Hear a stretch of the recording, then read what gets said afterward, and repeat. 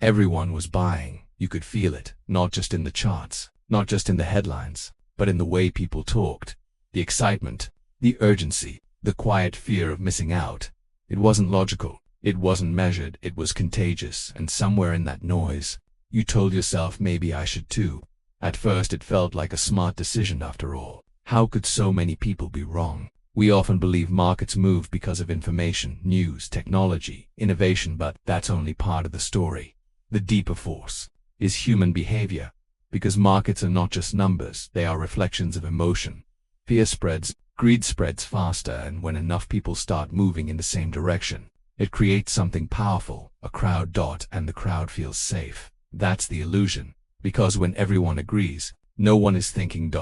It usually begins quietly. A friend mentions a coin, a post appears on your feed, a chart starts climbing at first. You observe, then you get curious, then you start checking more often. Then one day, you feel it. That subtle pressure. Why am I not in this? And that question changes everything, because it's no longer about logic, it becomes emotionally. You're not investing anymore, you're reacting. The mistake isn't buying, it's why you're buying. When decisions come from observation, they are calm. When they come from comparison, they become dangerous. Because now you're measuring yourself against others, their gains become your anxiety, their confidence becomes your doubt, and slowly, you stop trusting your own judgment, you start following. There's a moment every investor experiences, a moment that feels small, but defines everything. You open the app. You see the price rising, you hesitate, then suddenly, it jumps again. And something inside you snaps. You don't want to miss it. You don't want to be left behind. So you buy, not because it makes sense, but because it's moving, because everyone else is already, and because it feels like the last chance. At that moment, you feel relief. Finally, you're part of it. No more watching from the sidelines. No, it feels good. The price keeps rising. Your decision feels validated. You check your portfolio more often. You imagine what comes next. Maybe this is it. Maybe this time you were right. But markets have a strange way of teaching lessons. Not immediately, but eventually, because what goes up quickly often comes down just as fast. At first, it's small, a dip, nothing serious. You ignore it. Everyone says it's normal, healthy correction.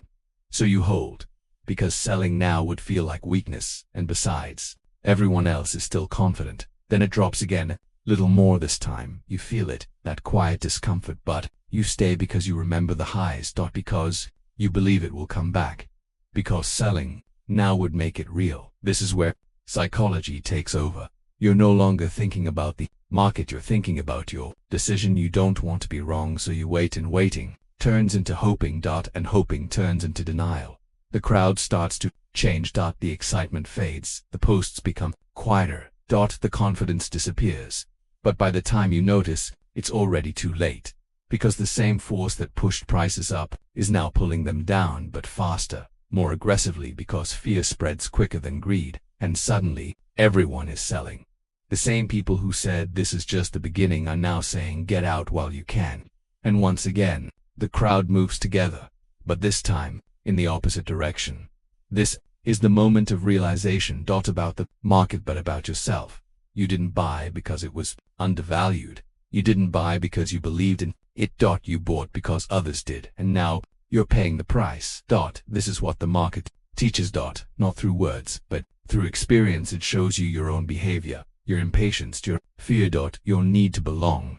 And it reflects it back to you. That's the real lesson, not about charts. But about human nature. Because the market is not designed to reward the crowd, it's designed to test it. To push it. To expose its weaknesses. And most people fail the same way. They follow when they should think, rush when they should wait, they react when they should reflect. But some people learn, not immediately. Not without loss, but eventually they begin to notice patterns. Not in the charts, but in themselves. They recognize that feeling, that urgency, that pressure, and instead of acting on it, they pause. They understand something most don't. The best opportunities rarely feel comfortable, and the worst decisions often feel obvious when everyone is buying. Risk is already high when everyone is calm. Danger is often near. And when everyone is panicking, that's when patience becomes powerful. This is the shift from reacting to observing, from following to thinking. From chasing to waiting. It doesn't mean you never act. It means you act differently. With intention. With awareness. With discipline. Because true investing is not about being first or being fastest. It's about being clear. Clear about why you're entering, clear about what you expect, clear about when you will leave. And most importantly, clear about yourself.